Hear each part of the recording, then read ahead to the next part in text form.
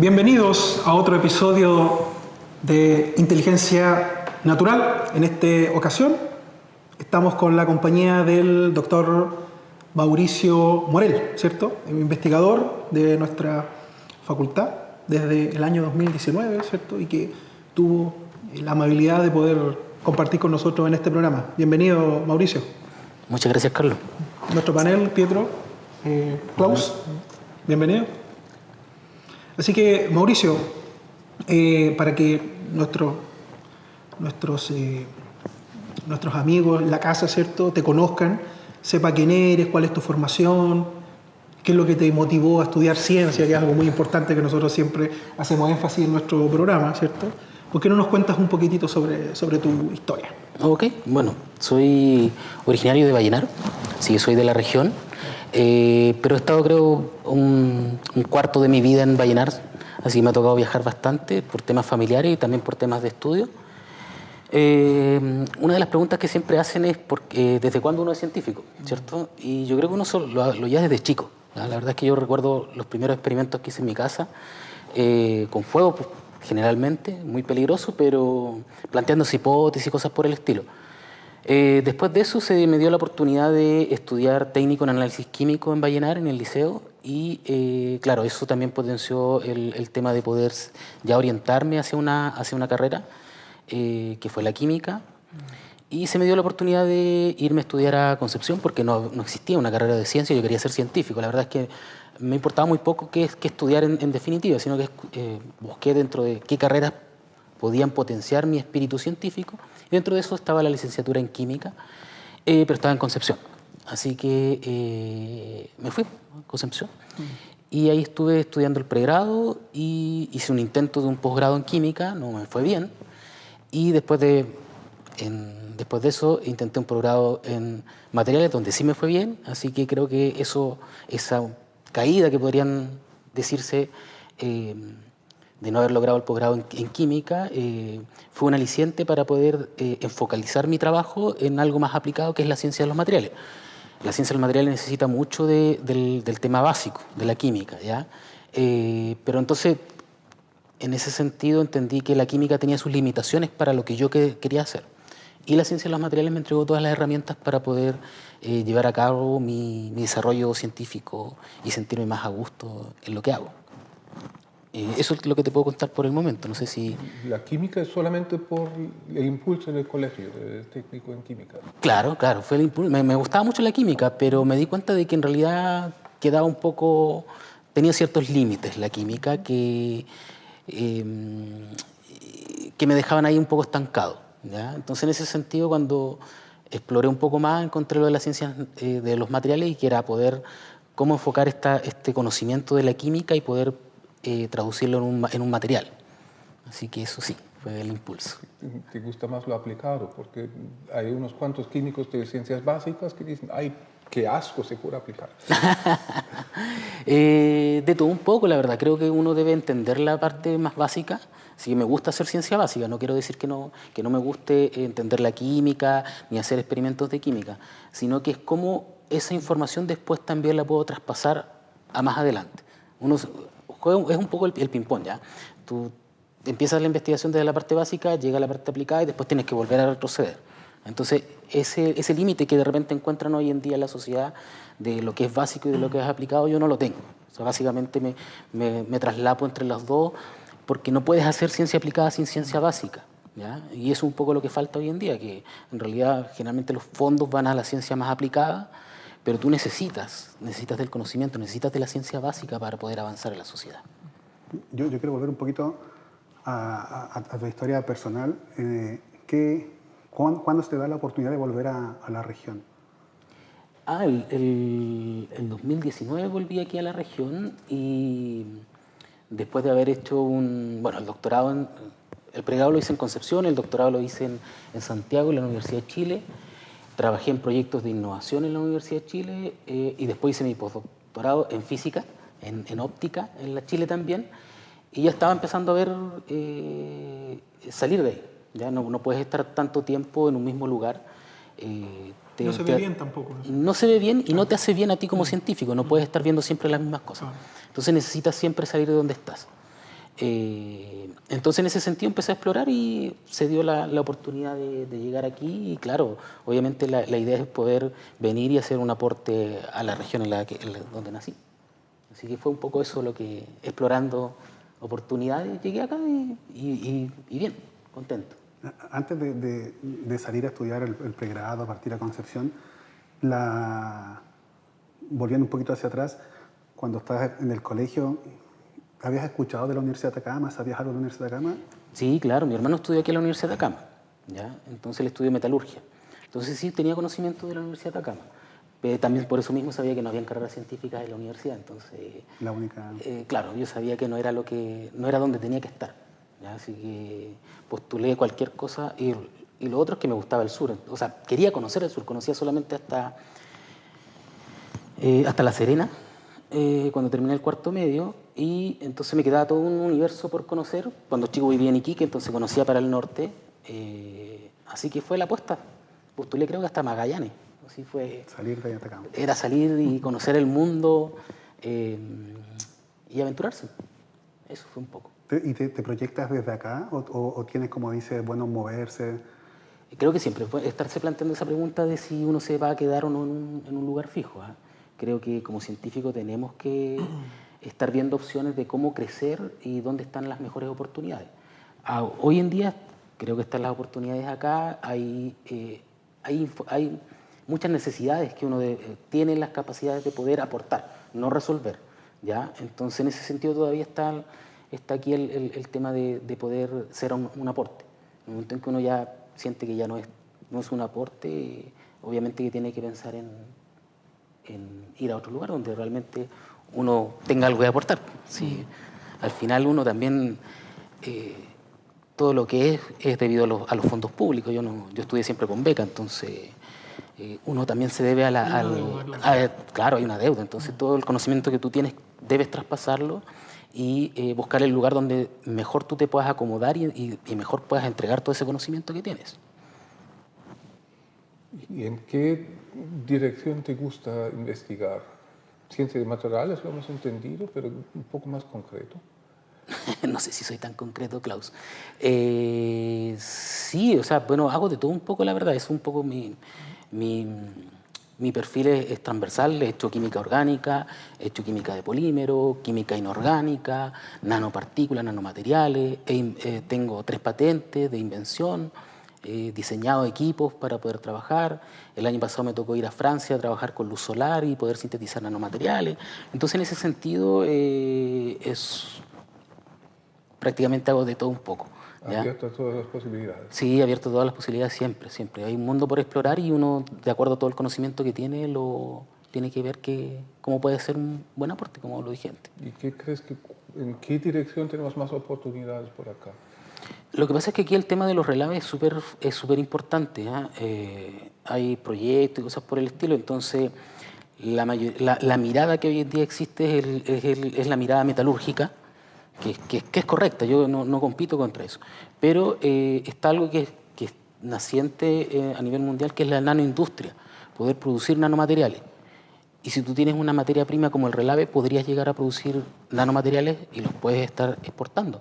Entonces, claro, no vas a resolver el problema del relave total porque necesitas muy poca cantidad, pero vas a estar haciendo un aporte también para la región y produciendo empleo en un tiempo mucho más corto que el poder procesar todo el relave a niveles metalúrgicos. Entonces, usando algo que en este momento es como nocivo a un claro, insumo para tener un producto. Claro, justamente, un producto que tiene potencial para remediación ambiental incluso. Nosotros en el laboratorio acá en la universidad, con una tesista de magíster de metalurgia, logramos obtener nanomateriales que tienen el potencial de absorber y fotooxidar el arsénico. Entonces, esas dos cualidades, muy pocos materiales lo tienen hoy en día. Y esas nanopartículas fueron obtenidas desde un relave.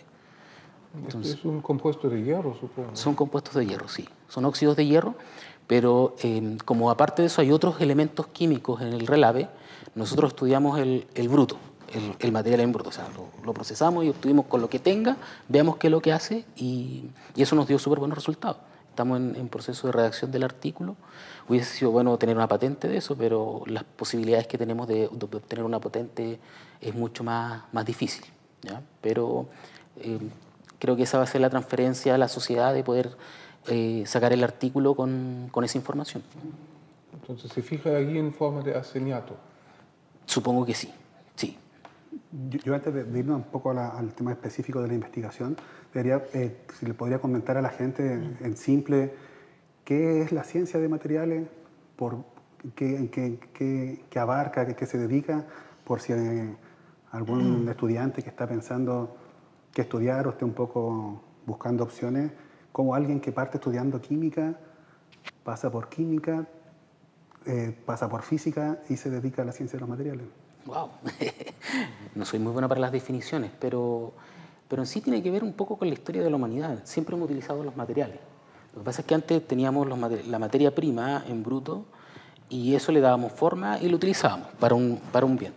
Hoy en día la ciencia de los materiales, si bien toma parte de esto, es cómo nosotros pensamos desde la estructura molecular, cómo eso puede modificarse para mejorar sus propiedades, ¿ya? Entonces, ya no es ir a probar algo para qué me sirve, sino pensar desde más abajo cómo estas modificaciones pueden crear un material con ciertas características. Obviamente que en ese trayecto eso es como lo que uno deja fijo, o sea, ya yo voy a hacer esto y va a ser para esto, pero entre medio se da que puede ser que algo no lo tenías considerado y el material en vez de servir para la cosa A, te sirve para la cosa B y te puede servir para 100 veces mejor de lo que tú esperas. Entonces ahí también hay un camino de exploración en cuanto a eso.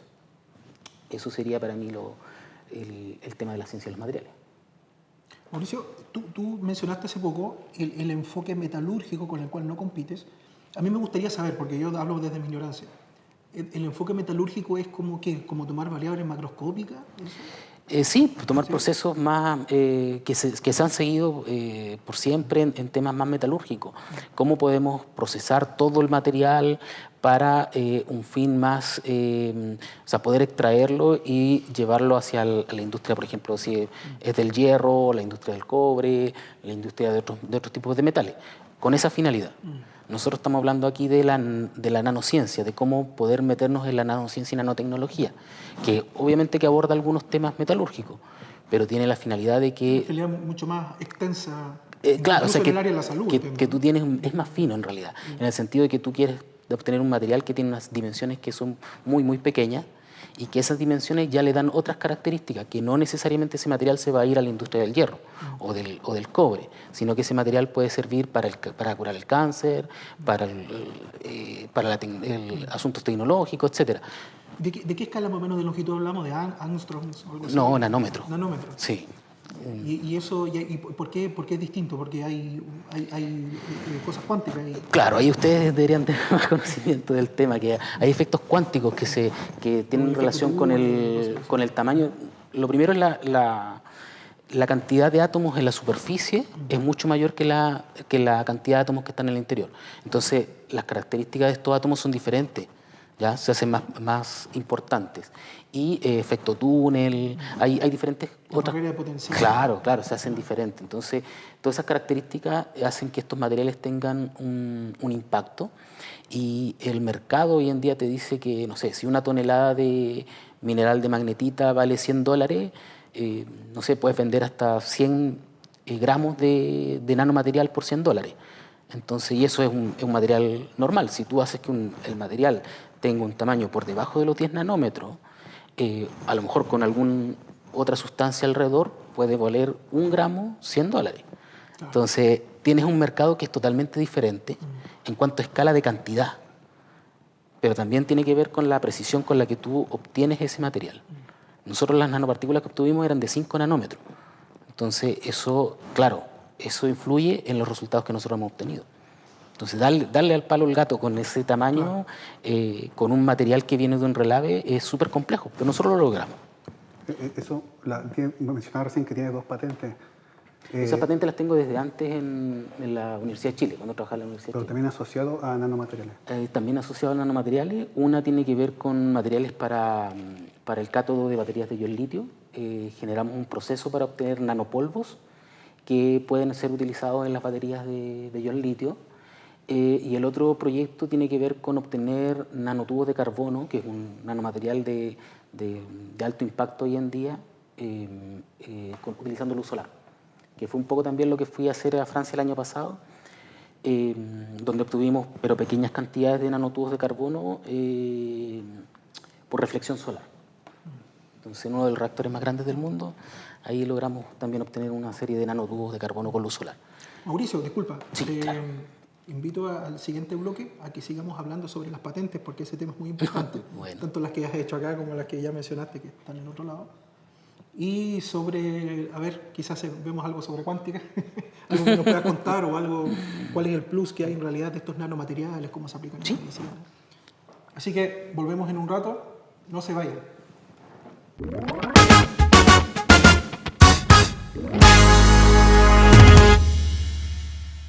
De regreso con Inteligencia Natural, estamos conversando con Mauricio y nos habíamos quedado en un tema muy, muy interesante, el tema de las patentes. Tú habías mencionado que tenías algunas patentes aquí, unas patentes por allá. Sí. Si pudieras contarnos brevemente, digamos, de qué se tratan estas patentes, si tienen algún futuro, si pueden ir a una patente más grande.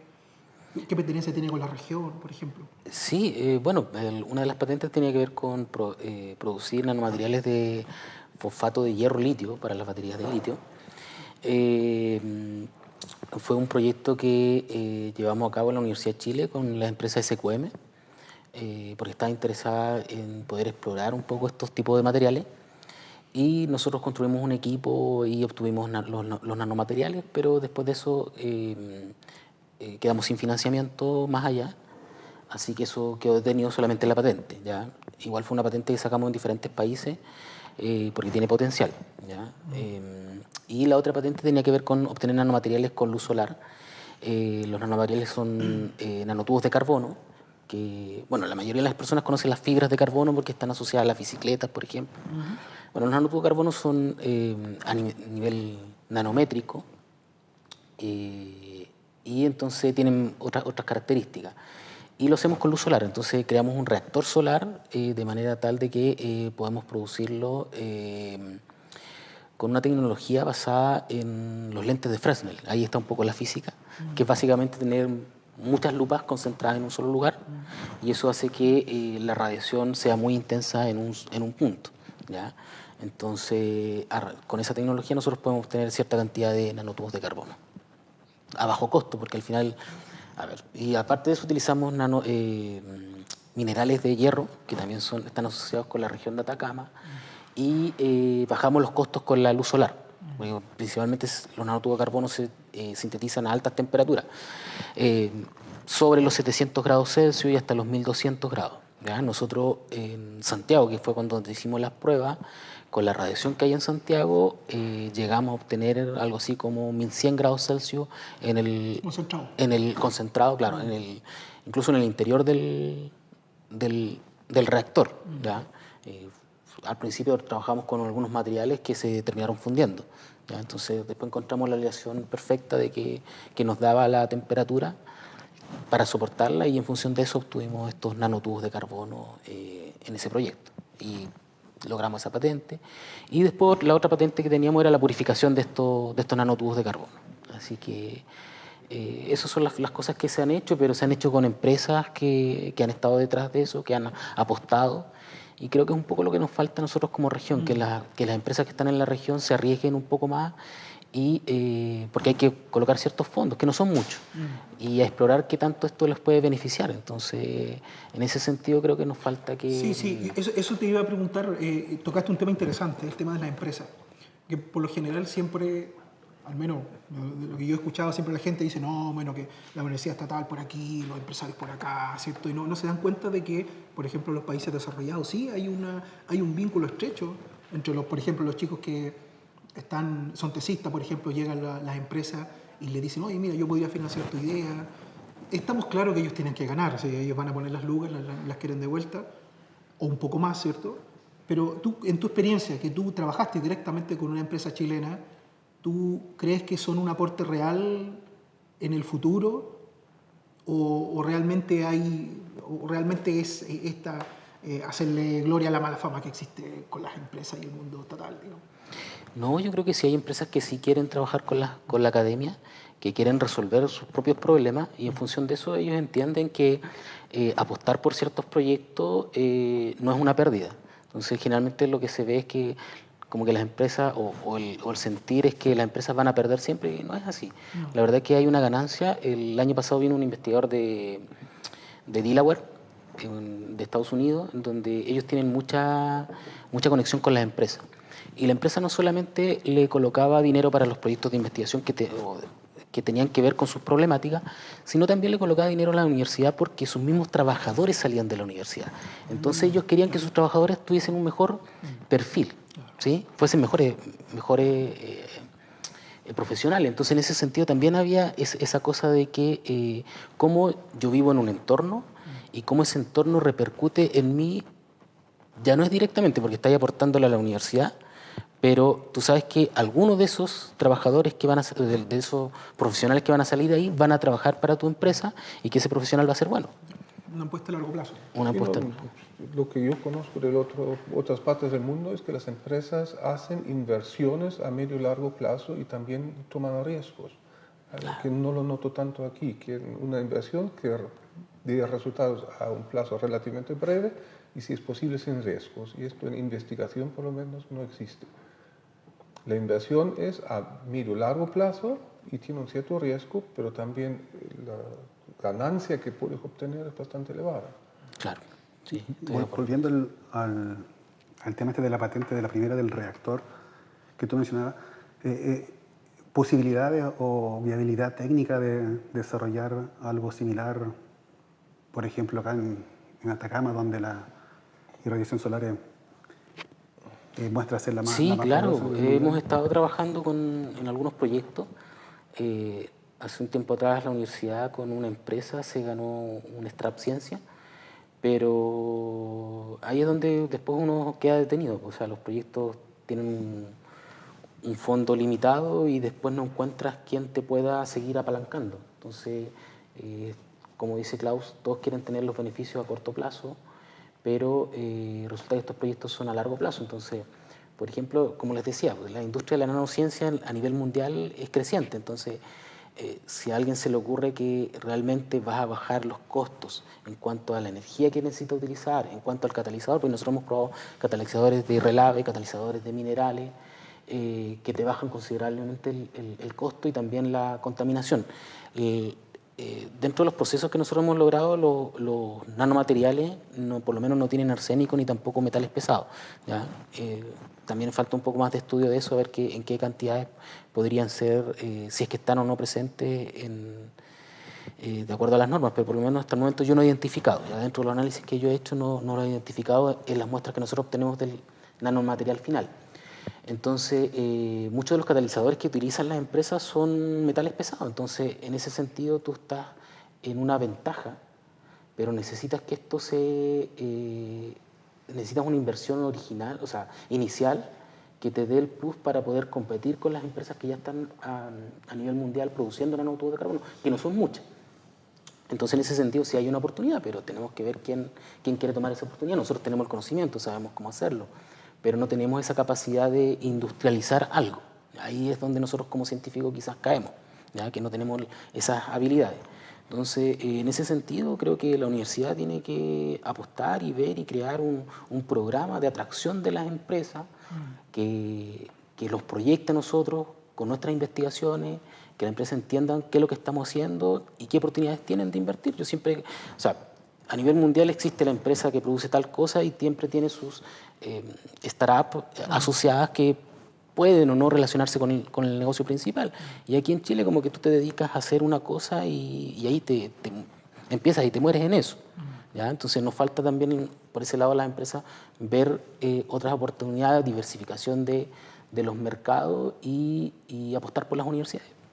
Pues podríamos pensar que las empresas o sea, no quieren correr riesgos asociados a un producto que no podría funcionar. Puede ser eso, también puede ser ignorancia, porque nosotros tampoco hemos salido muy con tanto ímpetu a buscar las empresas, tampoco ellos nos conocen, tampoco saben lo que estamos haciendo. Falta una vinculación más También estrecha. falta una vinculación más estrecha. Como esta, por ejemplo. Como esta es una buena oportunidad para generar y que... Que nos estén escuchando algunos gerentes.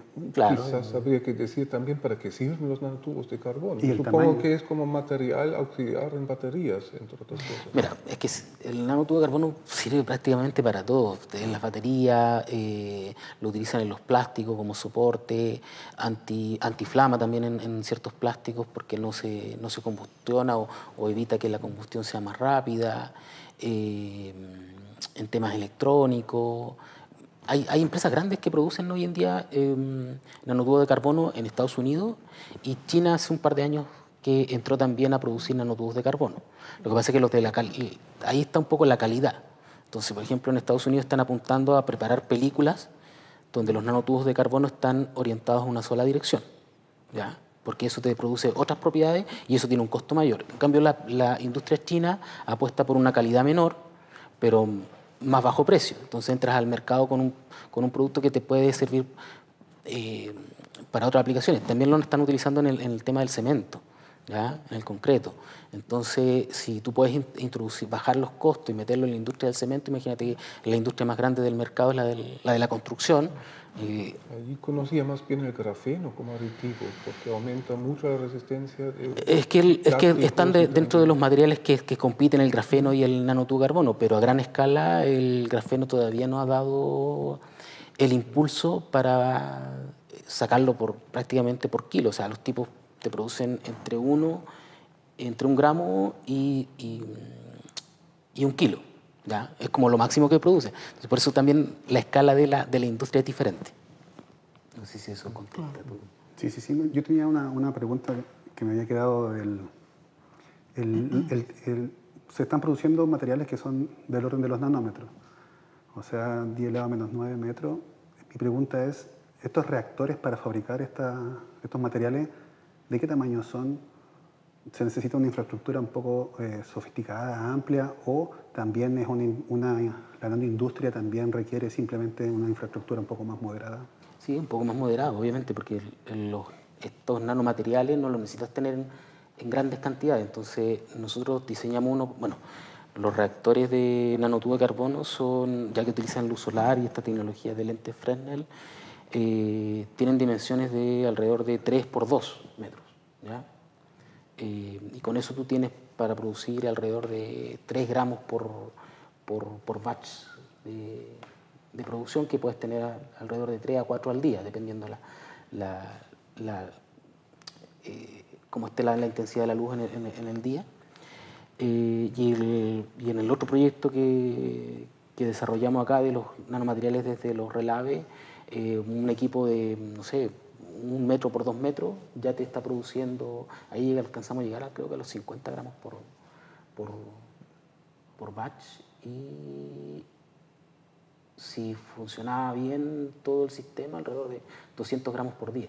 Los nanotubos que lograron producir, en comparación con los que está produciendo hoy en día Estados Unidos o los chinos, ¿a qué segmentos se enfocarían más? Son en término medio, no son de alta calidad, pero sí encontramos que, por ejemplo, algunas de las propiedades que alcanzamos a estudiar de eso servían para la absorción de hidrógeno, que es otra industria naciente con el tema del hidrógeno verde, que no sabes cómo almacenarlo. En este caso, estos nanomateriales tenían la capacidad de almacenar muy bien el hidrógeno y poder después también liberarlo. Una cosa es poder contenerlo y después poder liberarlo. Entonces, esas fueron algunas de las pruebas que nosotros alcanzamos a hacer con respecto a las propiedades que tienen, ¿ya? ¿Eran feos? Sí, eran feos, pero no necesariamente que algo sea feo implica que no sea útil. Entonces, en ese sentido también uno aprende, porque uno veía las imágenes y decía, son muy feos estos nanotubos de carbono. Y cuando hicimos las pruebas de la absorción de hidrógeno nos dimos cuenta de que el hecho de ser tan feo le daba la característica de que podían absorber más hidrógeno que los que existían en el mercado en ese tiempo. Estamos hablando de hace 5 años atrás. Suena bastante como atractivo el producto y la tecnología que han desarrollado. ¿Usted tiene algún estimado del valor que costaría, por ejemplo, implementar un reactor para tener una producción relativamente constante? No hemos hecho ese estudio. Ahí es donde nos falta un poco la conexión con la gente de industria, pero si nosotros vemos algún interesado, vamos a desarrollar toda esa etapa, ¿ya? No la hemos hecho todavía. Estamos ahí en que esto funciona, hemos obtenido tal cantidad, hemos calculado algunos costos al respecto, pero claro, nos falta un poco el partner también más de poder hacer ese tipo de cálculos, que son los que también les interesa a las empresas, pero estamos dispuestos a hacerlo. La factibilidad. Claro, es ver cuánto es lo que te puedes producir y cuánto te cuesta y cuáles van a ser las ganancias y en qué tiempo tú vas a estar obteniendo valores positivos, ¿ya? Pero yo creo que eso sí se ve prometedor, ¿ya? Mi pregunta sería más bien, ¿a qué te refieres con fío? ¿Un aspecto fío, supongo? ¿Algún defecto cristalino? Bueno, lo que pasa es que quizás no hemos, Tal vez poco simétrico. no hemos expresado muy bien el tema, ¿no? Si tú tomas un cabello, el diámetro del cabello son 80 micrómetros aproximadamente, y son 80.000 veces, 80.000 nanómetros, ¿ya? Entonces, si lo divides en 10.000 veces, estás en el orden de los nanómetros. Son cosas muy pequeñas. Y cuando tú dices un tubo, te imaginas un tubo, ¿cierto? Algo que es Un cilindro. Un cilindro, ¿cierto? Y en ese sentido se espera que sean lo más rectos posible, y en este caso nosotros lo que obteníamos eran que estos estaban enrollados y eran más anchos en una parte, más angostos en otra, tenían algunos defectos por ahí que se daban entre medio del nanotubo de carbono, ¿ya? Entonces en ese sentido eran feos, ¿ya? Cuando uno los ve en las imágenes de los artículos, ve, ¡oh, qué bonito el nanotubo! Y uno lo compara con el que uno obtiene, pero después nos dimos cuenta que esta gran cantidad de defectos que tenían los nanotubos de carbono eran los responsables de tener una propiedad mayor que la de aquellos que no los tenían. A eso me refiero. ¿No? Eso fue la sorpresa. Podríamos haber mostrado imágenes para ver, pero en otra ocasión podemos mostrar imágenes de los nanotubos de carbono. Bien. Les invito a una pausa, colegas, y continuamos con Mauricio y probablemente con las aplicaciones más interesantes, tal vez, más que tiene más impacto tal vez en la salud, ¿cierto? Las aplicaciones, o lo que se está haciendo, lo que se espera tal vez de hacer con los nanomateriales. Así que no se vayan, regresamos.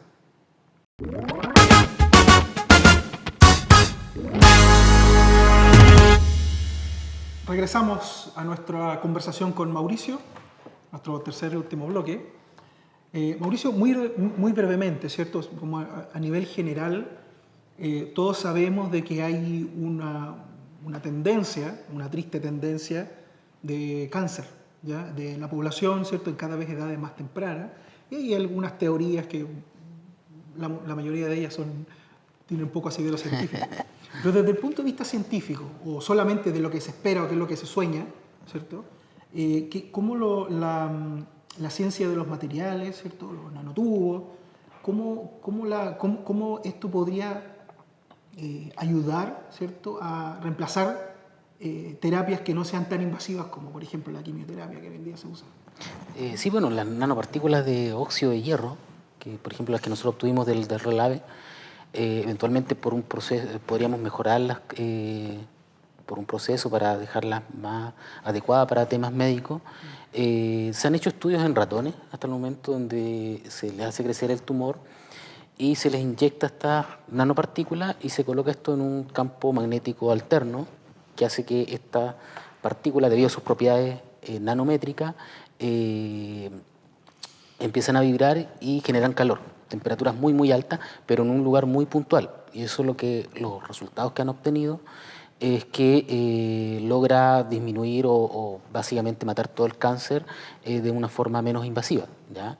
Ahora, pero todo eso está en estudio, pero son algunas de las potencialidades que tienen estos nanomateriales. Pero en los ratones funcionó. En los ratones sí han funcionado, sí. Ahora hay que ver un poco cómo eso puede evolucionar y ser mejorado en el tiempo para aplicarlo a seres humanos. Si hay aplicaciones médicas, también habría peligros médicos, nuevamente. Sí, hay todo un tema con el asunto de los nanomateriales. Hoy en día hay gente que se está dedicando a hacer ciertos estudios. Por ejemplo, los nanotubos de carbono han hecho estudios de cómo se comportan dentro de las células y porque como son tan pequeños tienden a atravesar las paredes celulares, ¿ya? Pero hasta el momento no hay nada concluyente. Nosotros coexistimos con los nanomateriales, la verdad es que desde siempre. Hay nanomateriales en los meteoritos, hay nanomateriales en los diferentes minerales. Nosotros nanomateriales los tenemos siempre, siempre están presentes. Ahora es cómo su introducción tecnológica al comercio nos puede afectar. ¿Ya? Eso es otra pregunta que hay que írsela planteando y también estar haciendo monitoreos al respecto. ¿Ya? No es mi expertise, pero sí sé que hay gente que lo está haciendo hoy en día, que está analizando cómo es que las nanopartículas pueden afectar al ser humano y al medio ambiente. Pero sí hay que tenerlo siempre presente, eso sí es importante. Porque esas nanos también son muy difíciles de detectar. Son Otras difíciles cosas de detectar, pasea por ahí sí, y claro. se ve, pero una nanopartícula verla es imposible. O sea, sí, claro, el microscopio con el que podemos, que un microscopio electrónico vale más de $1 millón, entonces, y no es fácil su mantenimiento, no hay muchos expertos en Chile para este tipo de tecnologías, pero por ejemplo, las empresas mineras podrían contratarlo porque en realidad les presta también servicios a la minería y podrían comprarlo y nosotros hacernos cargo del microscopio, ¿ya? Pero bueno, sí, es un poco complejo en ese sentido. La tecnología, también necesitamos tecnología que es muy cara, pero no por eso vamos a dejar de investigar. Creo que hay que investigar, hay que tomar conciencia de que también hay que ver qué impactos podrían tener en el futuro estos materiales, pero no dejar de avanzar ni de hacerse preguntas. Sí, como menciona, el llamado a la empresa es de todos los puntos de vista, es un nicho de negocio, un tema de conocimiento y también de desarrollo. Un nicho de negocio que por lo menos en la región podríamos explotar. Yo te quería llevar un poco a lo que sí es tu expertise. Entiendo que hace poquito salieron los resultados y te has ganado un proyecto bastante importante a nivel nacional, un proyecto, un Fondesit. Entonces te quería preguntar si nos podías contar un poquito al respecto de qué trata ese proyecto, qué busca y en qué marco se desarrolla. Sí, claro. Gracias por la pregunta. La verdad es que es más ciencia frontera, diría yo, pero no por eso está exenta de las aplicaciones, que es un poco lo que decía al principio. Esta transición entre investigación básica e investigación aplicada se basa en los materiales que se llaman cristales líquidos. La mayoría de las personas no entiende dónde conviven con los cristales líquidos, siendo que todas las pantallas de los celulares están hechas de cristales líquidos. ¿Ya? Es la tecnología que empezó en los años 70.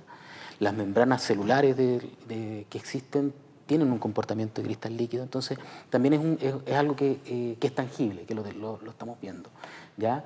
Y en este sentido son materiales que se le llaman actuadores suaves, que son impulsados por luz, que son básicamente dispositivos que se pueden mover, que pueden generar un movimiento. Por ejemplo, un brazo es un actuador, ¿ya? Porque puedo hacer algún tipo de fuerza y me puedo mover en diferentes direcciones de acuerdo a un estímulo que está generando mi cerebro y que lo está traspasando a los músculos del brazo, ¿ya? Entonces, mi brazo es un actuador. Entonces, nosotros en el laboratorio estamos trabajando en el sentido de poder hacer estos actuadores, pero ahora hacerlos funcionar con luz, ¿ya? Y en ese sentido, ¿por qué podría ser interesante? Porque imagínate que hoy en día existen actuadores que funcionan con electricidad, ¿ya? Entonces tú necesitas que esa electricidad llegue a través de un cable. Entonces imagínate toda la contaminación que existe por el tema del plástico que cubre el cable, el tema del cobre y todo lo que está involucrado en poder tener la conexión entre el dispositivo que tú aprietas y el lugar donde se está generando este movimiento. Entonces, en ese sentido, tú podrías tener un puntero y ese puntero láser le aprietas el botón, llega la luz y hace que eso funcione con luz, ¿ya? Obviamente estamos hablando de una casa futurista o de un sistema futurista, ¿ya? Pero creo que para allá apuntamos, poder ser más sostenible y en ese sentido estos materiales que son impulsados por luz tienen esa ventaja de poder ahorrarte entre medio ciertas conexiones y bueno, es parte de lo que microdispositivos y cosas por el estilo, válvulas también pueden ser realizadas con este tipo de tecnologías y que tú las puedes hacer funcionar con luz. ¿Esos materiales serían del orden igual de los nanómetros o No, ya son micrométricos, son del orden micrométrico, pero también tienen nanomateriales. Es un poco el proyecto apunta a eso, a poder utilizar los nanomateriales y poder mejorar estas propiedades que tienen ya estos actuadores con la incorporación de los nanomateriales. ¿Ya? Pero sí son micrométricos, son más grandes. Pero 1000 veces más grande. Sí, son 1000 veces más grandes, por lo tanto son más fáciles de poder manipular, pero no por eso, incluso creo que es mucho más pequeña la escala, porque estos materiales se basan en que las moléculas están orientadas en una dirección preferencial. Entonces, ahí es donde empieza la química, o a plantearse esa química a nivel molecular de cómo organizo estas moléculas y cómo esas moléculas a nivel, o sea, en este nivel después te generan un movimiento macroscópico, ¿ya? Entonces, Ahí se hace, perdón, un análisis estadístico, ¿no? Sí, para calcular las cosas macro haces una química estadística. Sí, hay gente que se dedica a hacer el tema estadístico. Lo que yo hago es preparar el material. Si puedo simplificar lo que es tener un plato de fideos enrollados, donde tú tratas de agarrar un fideo y ese fideo acarrea otros fideos. Entonces, en vez del tenedor, es un impulso de luz que hace que un fideo se mueva y ese otro fideo atrae a todo el resto de los fideos. Y los alinea. Y los alinea o los desordena, dependiendo de lo que tú quieras hacer. ¿Ya? Puedes tener un sistema que está ordenado o un sistema que está desordenado, pasas del ordenado al desordenado, del desordenado al ordenado. Y ahí juegas un poco también con la química molecular en cómo organizas estas moléculas. ¿Ya? Pero la aplicación que le venden por ejemplo, ya tú decías, esto del cristal líquido está en las pantallas de los teléfonos. ¿Y estos actuadores qué aplicación tendrían en el futuro? Generalmente se utilizan en membrana, porque puedes generar un movimiento oscilatorio, ya que tu luz la puedes modular. Entonces, cada vez que impacta la luz, el sistema se mueve. Entonces, si tú puedes regular esto a niveles de oscilación del láser, puedes hacer que tu membrana también vibre en función de la luz que le estás aplicando. ¿Ya? Entonces puedes generar una membrana que se mueva muy, muy rápido o muy, muy lento, dependiendo de lo que tú quieras. ¿Ya? ¿Eso es con la polarización de la luz? Modulando la luz, sí. O sea, tú modulas la frecuencia. Sí, Ah. sí. Esto es para pequeños robots que podían flotar una disolución, por ejemplo. También, claro, hay algunos sistemas también que dicen que puedes utilizarlo en estos micro robots para medicina, en donde tú necesitas ciertas pinzas, entonces necesitas que sea algo muy específico y con un cierto movimiento. Entonces, la ventaja que tienen los materiales que yo diseño es que dependiendo de dónde tú pongas la luz, esto se va a mover para un lado o para otro, como explicaba lo del brazo, ¿cierto? Esa es la versatilidad. Cuando tú ves las puertas, por ejemplo, con estos actuadores, que la puerta tú la cierras o la abres, es solamente un movimiento que pueden hacer, ¿sí? Pero imagínate si la puerta la quisieses abrir hacia arriba, hacia el lado, hacia el otro lado, el actuador ya no te da, ¿sí? Entonces estos sistemas lo que te dan es que esa actuación o ese movimiento que tú generas lo puedes manipular de acuerdo a donde tú colocas el láser o la luz y con qué intensidad lo haces. ¿Y frecuencia? Claro, la frecuencia, o cómo están organizadas las moléculas también. Puedes hacer sistemas que están intercalados, entonces se mueve para un lado en una posición, en el otro se va a mover para el otro. Entonces esto da ciertas versatilidades y sí, es más que nada para poder hacer tecnologías que son más pequeñas porque son actuadores suaves. Vemos los actuadores en realidad en la naturaleza en casi todo. ¿Ya? Una planta carnívora tiene un sistema de actuación, la trompa del elefante es un sistema de actuación. Entonces, en ese sentido es que las aplicaciones que siempre buscamos, aplicaciones que emulen la naturaleza, tenemos bastante.